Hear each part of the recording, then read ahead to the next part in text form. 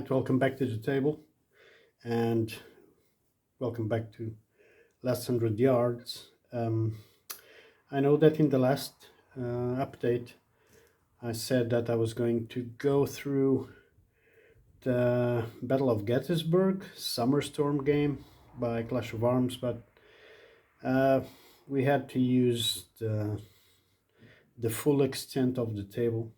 It's like 6-4, something like that, 4.5 for miniature gaming, so I had to put everything out. And given we have been playing, me and some friends, my daughter and everything, some miniature gaming, kind of a light RPG and miniature skirmish wargaming mix with we've been more using the table more for that than me just using it for board war games. I decided, well, given it's easy to set up last 100 yards, very easy actually, and I occupy like a fourth of the table. I have tons of terrain stuff just spread out. It's a bit messy. We're going back to last 100 yards. Doesn't matter. We are not going to play any mission from the Airborne. I'm going to leave that to a later date, but we are going back to the original.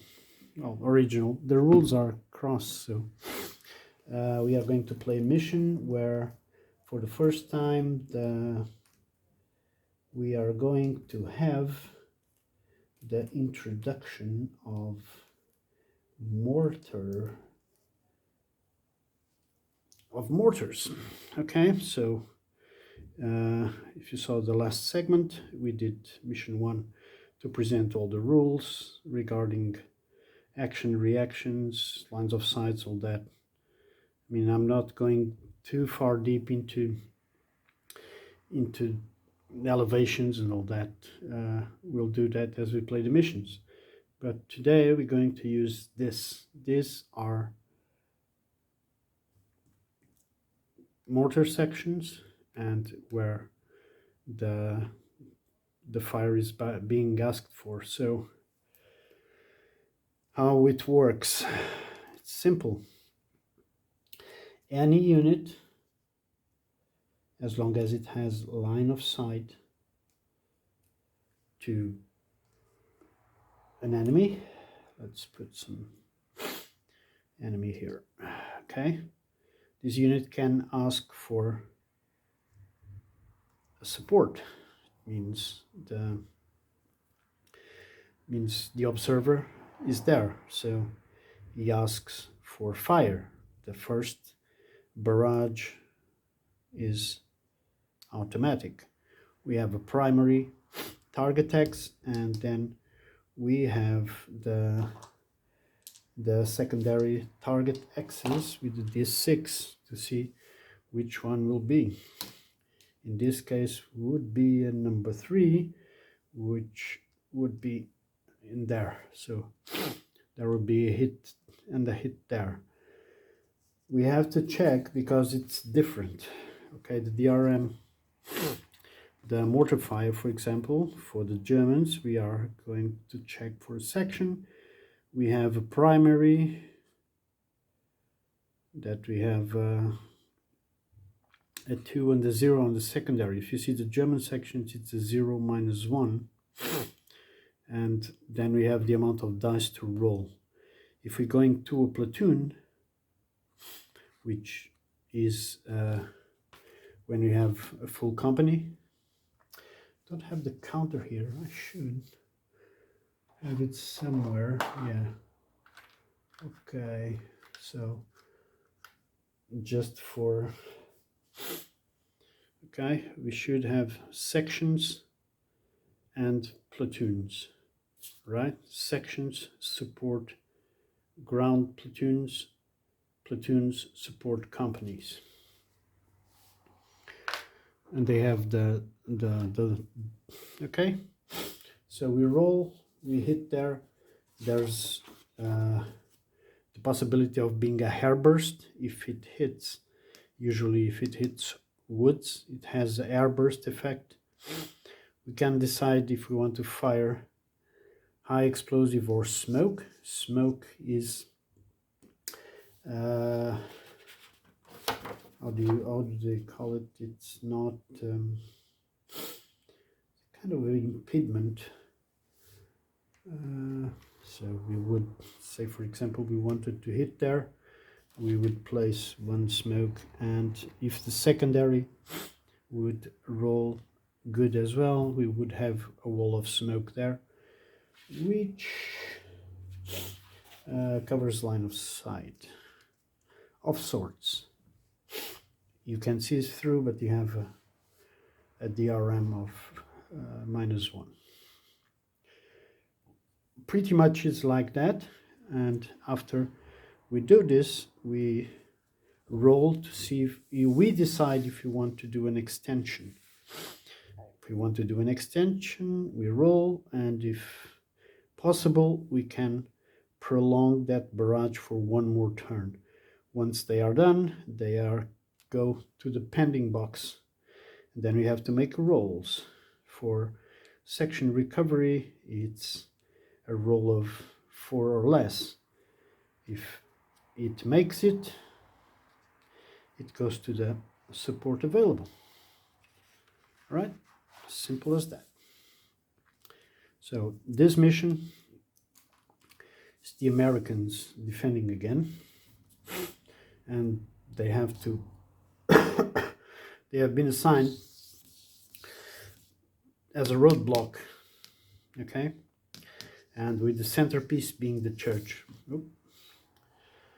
With the centerpiece being the church, that's the central point.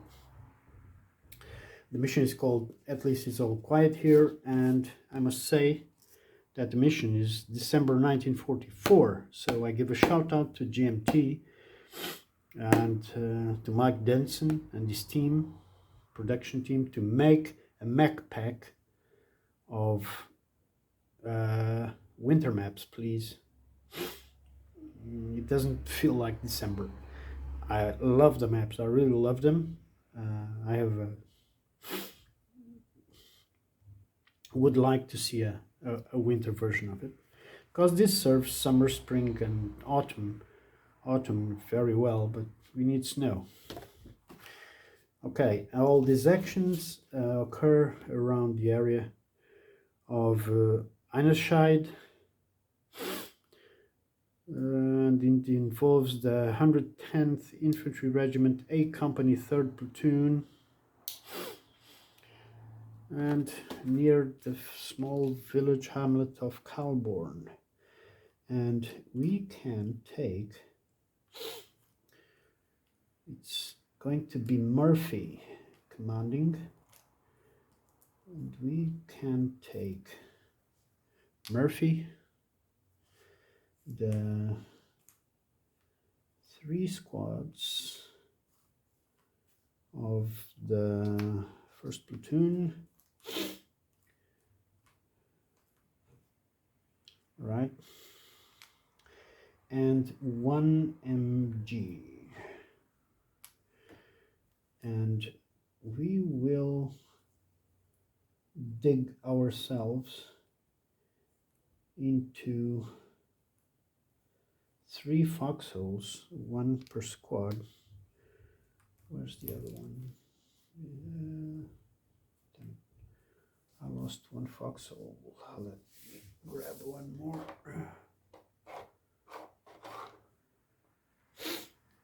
Okay, we're gonna dig ourselves up. Okay, foxholes are simple. They always stay in the position they were dug up. If eventually the Germans take over, it's just a matter of flipping them. And that's pretty much it. Okay, so the American forces, let me spread them out so you can see easily. So we have a full platoon with support complement, and we did, where did I put the mortar boy?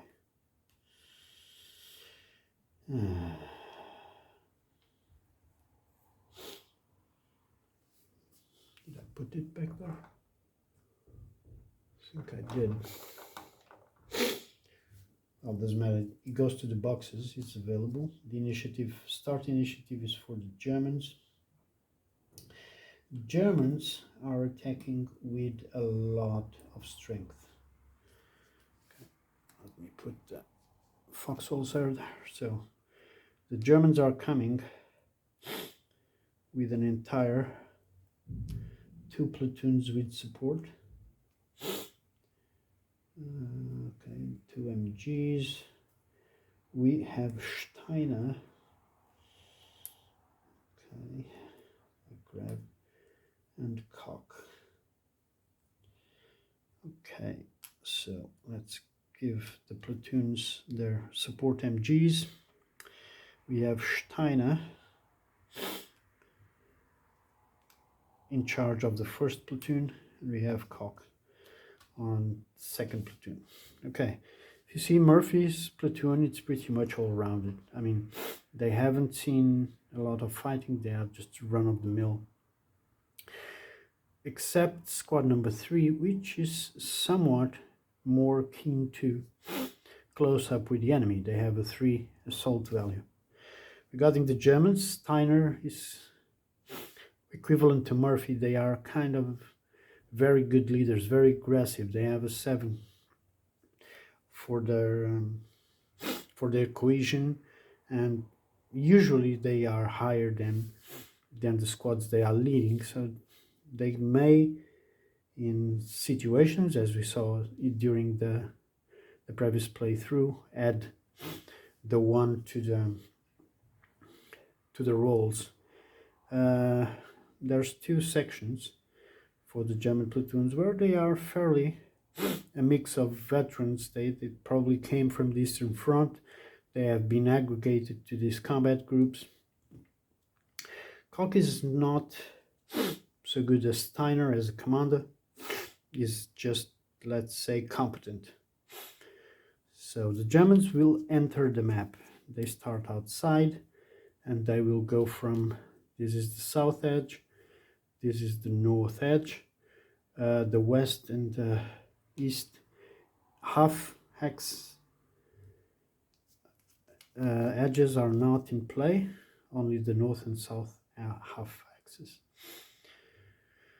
Okay, that's pretty much it. The casualty limits. Okay, let's put the casualties for the defender, which is the American, is 1. Yeah, it's short, I know. For the Germans is 3. Let's put all the timers on zeros.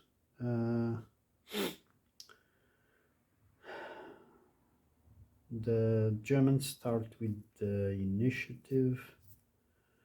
Let's grab some concealment markers. We're gonna need them. The Germans have a +2 to the initiative die roll modifier if they don't have the initiative. Okay, let's push this over here. Okay, we have space for our roller here. Yeah, look at that. Okay, and where did I put it? It would be section B. Yeah.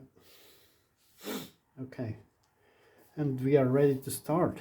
So now we have to select where the Americans will be, and let's define strategies. Okay, remember we have, both sides have mortars. Okay, it will be easy for the Germans to come, set up a base of fire and start pounding us.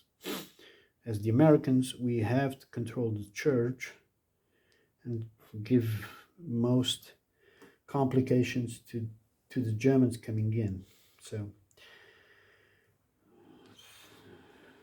there's no point in making foxholes in the buildings because, yeah, you can't. It's always the best cover, and it's exactly the same as the foxholes give. What we can do is we're going to play 1 foxhole there.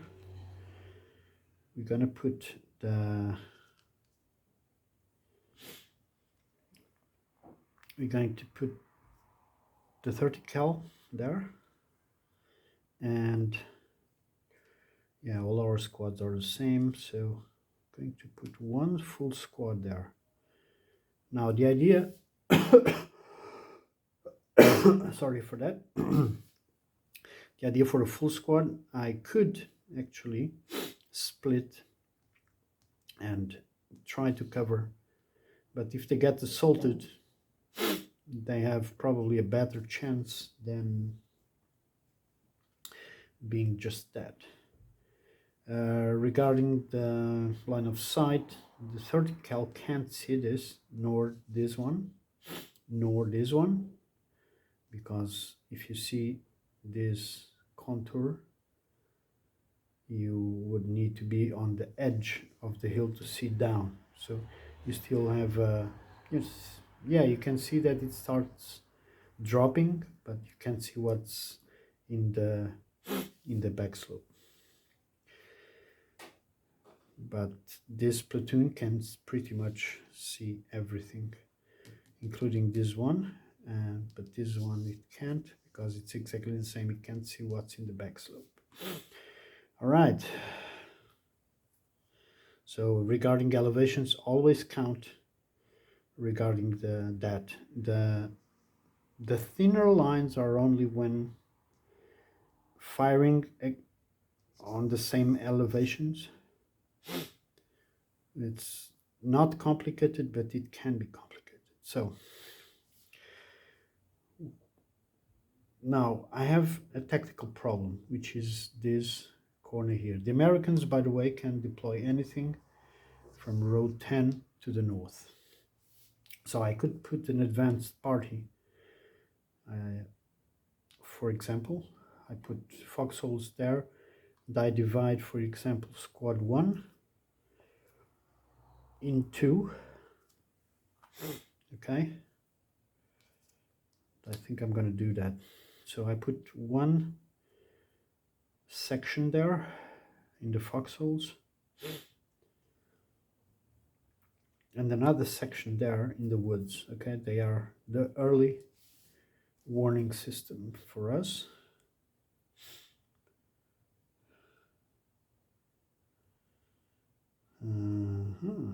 I can dig foxholes in the woods.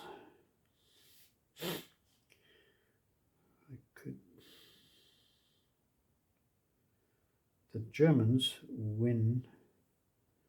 What if I put the 30 cal in the church?